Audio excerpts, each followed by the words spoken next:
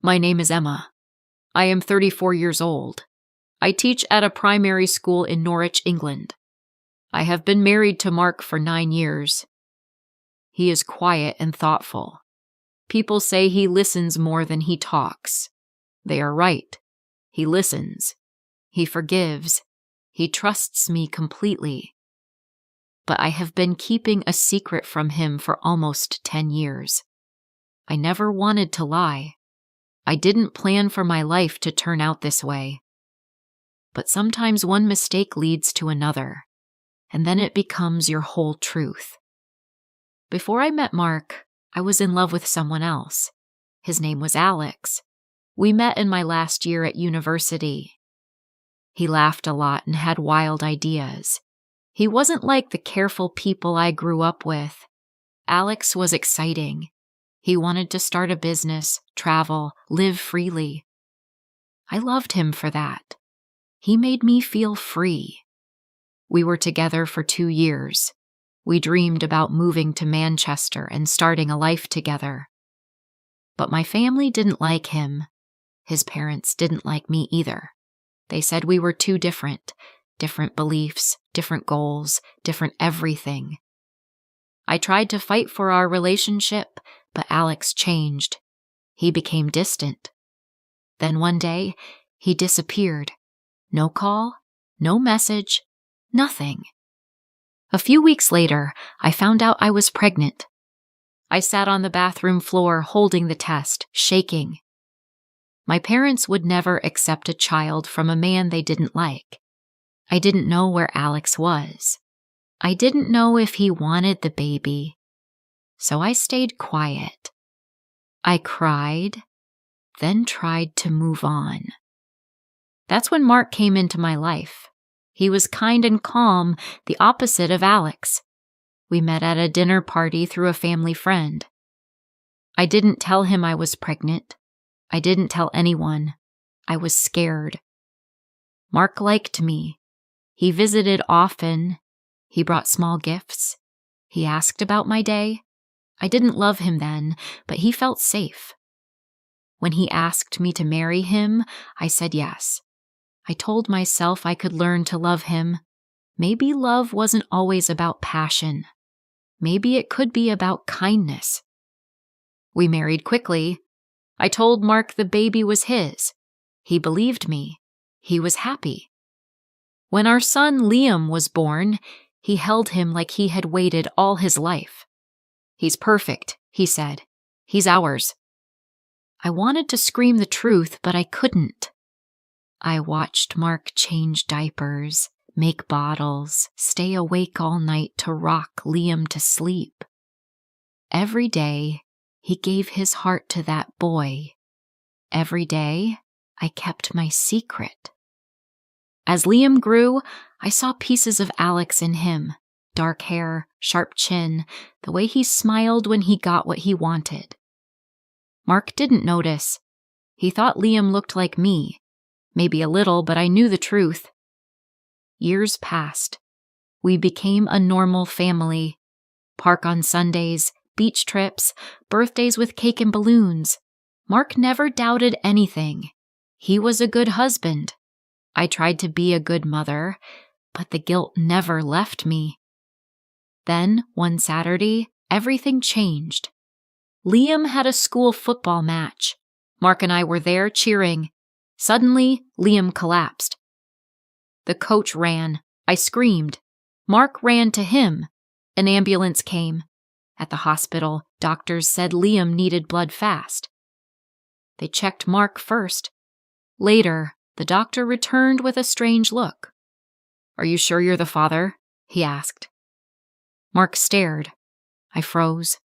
My hands were cold. The doctor explained the blood types didn't match. It was impossible. That night I told Mark everything. About Alex. About my pregnancy. About why I lied. I cried the whole time. Mark didn't stop me. When I was done, he walked into Liam's room. He didn't say anything. I stayed in the hall. A few days later, Liam came home. He was tired but better. One afternoon, we got a call from school. Liam had hit another boy. When Mark asked why, Liam said, "That boy told me, 'You're not my real dad.'" Mark hugged him. "That's not true. I'm your dad in every way that matters." That night, I went outside. A car pulled up. A man got out.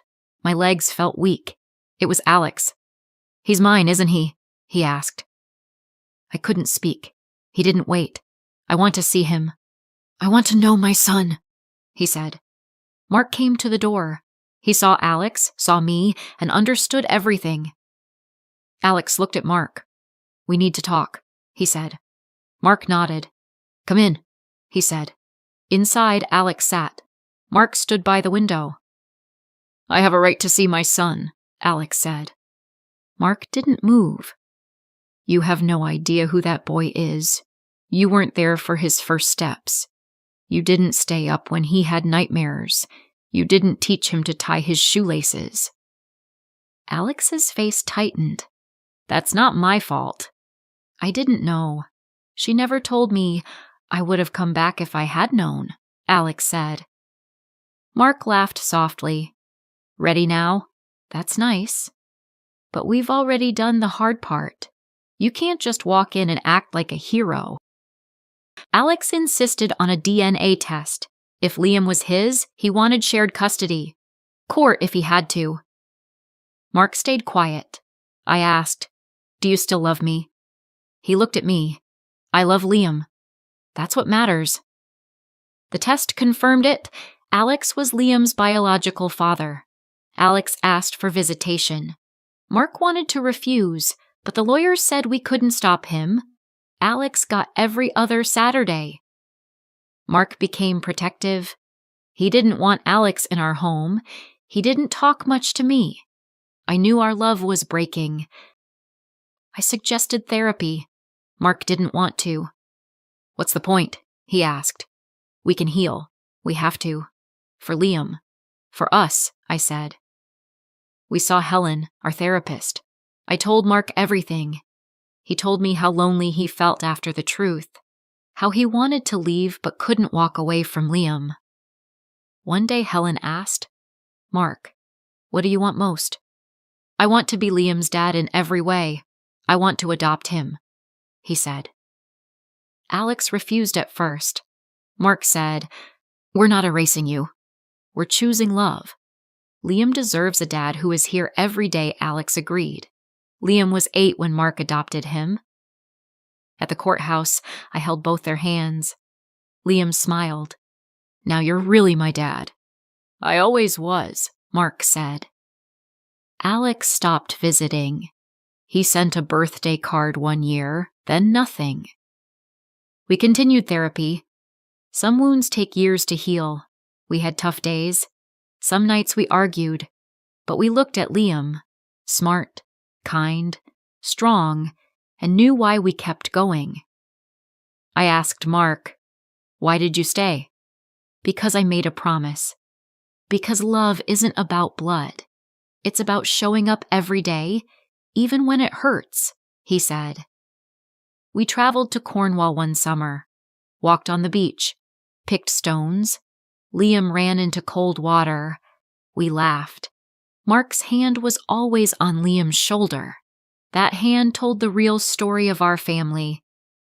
On Liam's 9th birthday, he gave a speech. "My family isn't perfect, but it's mine, and I love it." Later, Mark said, "Love is a choice, a hard one, and I choose you. I choose both of you." Some things are too big for words. They live in small gestures, quiet rooms, shared cups of tea.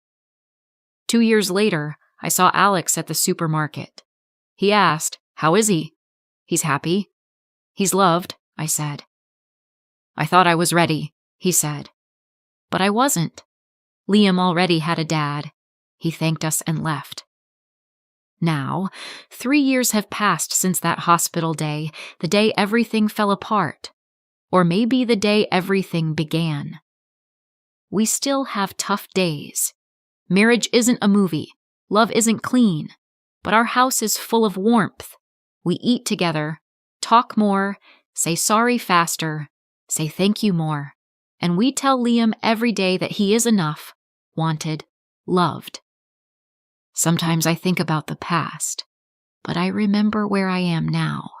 The truth saved us, even if it broke us first. If you've made mistakes too, know this: you are not alone. Healing begins with honesty. Sometimes love doesn't leave. Sometimes it stays. If you liked this story, please like, comment, share, and subscribe.